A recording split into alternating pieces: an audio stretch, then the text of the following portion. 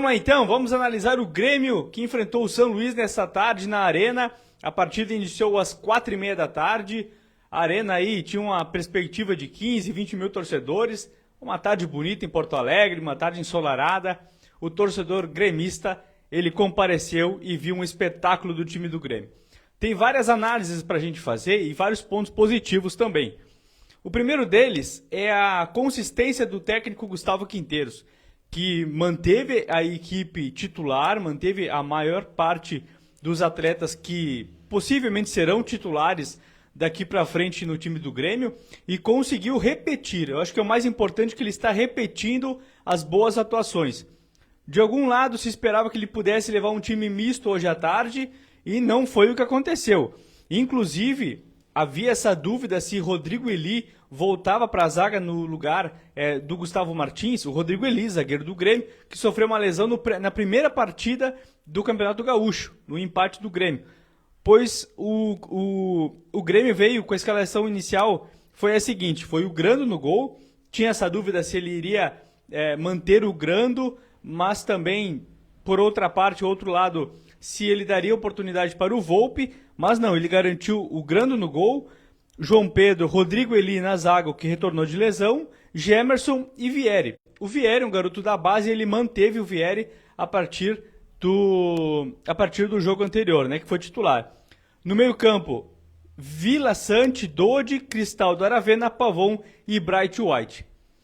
O Quinteiros manteve praticamente o time titular diante da equipe do São Luís hoje à tarde. O Grêmio, se vencer na próxima rodada, ele poderá se classificar de forma antecipada, ou seja, ele poderá ir para o Grenal já classificado para a próxima fase. Os números do Grêmio atualmente são impressionantes. 10 pontos ganhos até o momento. São 4 jogos, 1 empate, 3 vitórias.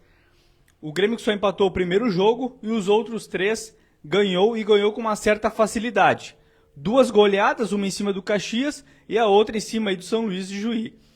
Eu sempre repito que no início de temporada, mesmo se o time ganha com muita facilidade, ou perde ou vem fazendo maus jogos, ainda início de temporada a gente precisa analisar com cuidado. Pois hoje o Grêmio encerrou o 4º jogo oficial no ano.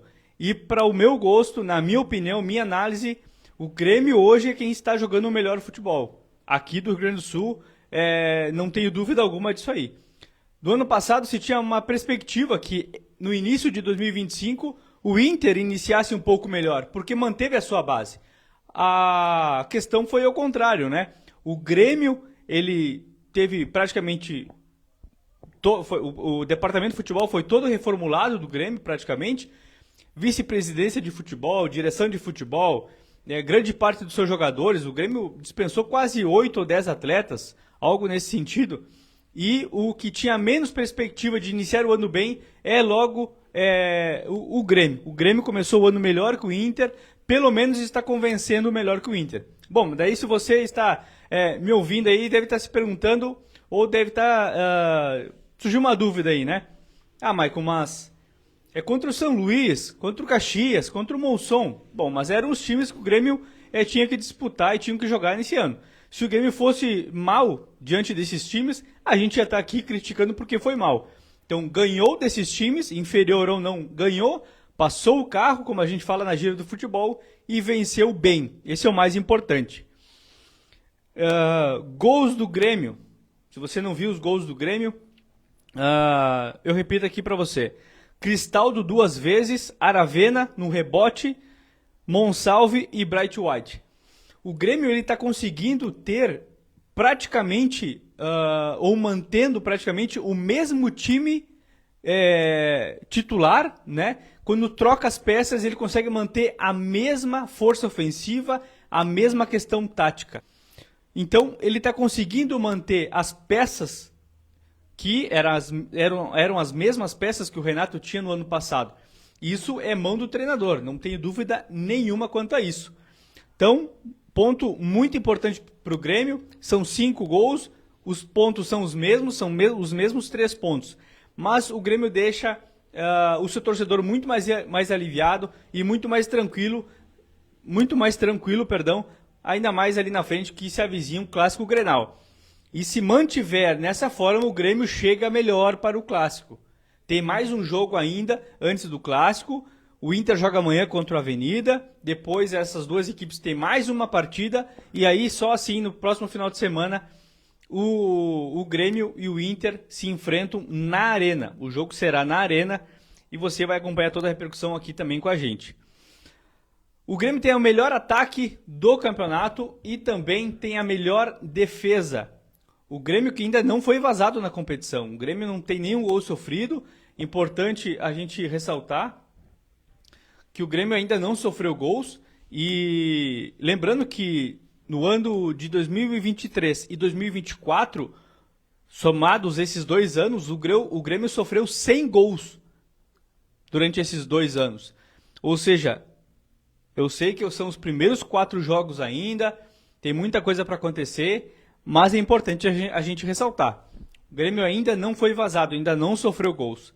E o sistema defensivo, que era uma preocupação de vários analistas que a gente vê aí no centro do Brasil, da região metropolitana, porque o Gustavo Quinteiros ele utiliza muitos zagueiros para sair jogando, né? E se falava que o Grêmio não tinha zagueiros com esta característica. No caso do Rodrigo Eli, do próprio Gemerson, do Gustavo Martins, que é um garoto que ainda não caiu nas graças da torcida, mas foi o substituto do Rodrigo Eli. Então esse é um fato importante. O Grêmio joga longe da sua área e isso faz com que os seus meias e os seus pontas eles possam aproveitar mais. Ou seja, o Grando desses 4 jogos ele trabalhou muito pouco. Ele foi pouco testado, é verdade. A sua zaga foi pouco testada porque os times não saem para frente, não saem para cima do Grêmio. Então a gente espera que no clássico Grenal as duas equipes, uma tentando se reabilitar, que é o Inter, tentando entregar um melhor futebol, assim como entregou no segundo semestre do ano anterior.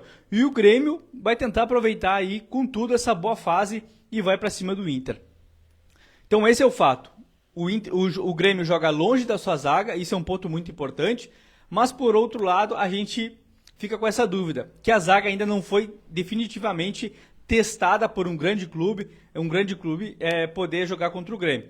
Então eu nem não sei se o Grêmio vai, com esta formação, vai ter um time super ofensivo, aberto, como a gente fala na gíria do futebol, para cima do Inter. Eu não tenho essa certeza, essa convicção.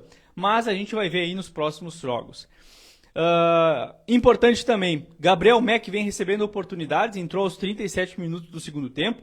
É um jovem de 16 anos, jogou a Copinha, a Copa São Paulo, fez uma boa Copa São Paulo e vem ganhando minutagem com o técnico Quinteiros.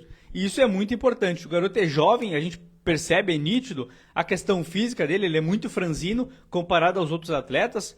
Então acho que a principal função agora do Grêmio será o ganho de massa, né? A questão técnica, se aperfeiçoar tecnicamente, ganhar mais condicionamento físico, porque futebol a gente já viu que ele tem. É muito importante que o Grêmio possa aproveitar bem seus garotos, inclusive o Pedrinho, né? Lateral esquerdo, ganhou oportunidade, o próprio Vieri, que jogou na lateral esquerda hoje também, está ganhando mais sequência e oportunidades.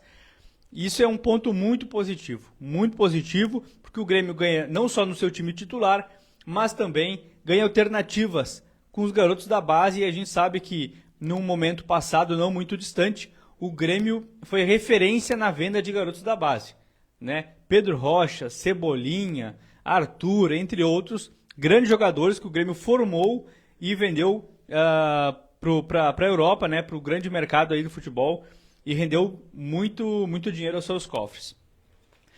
Gente, análise do Grêmio nesta tarde.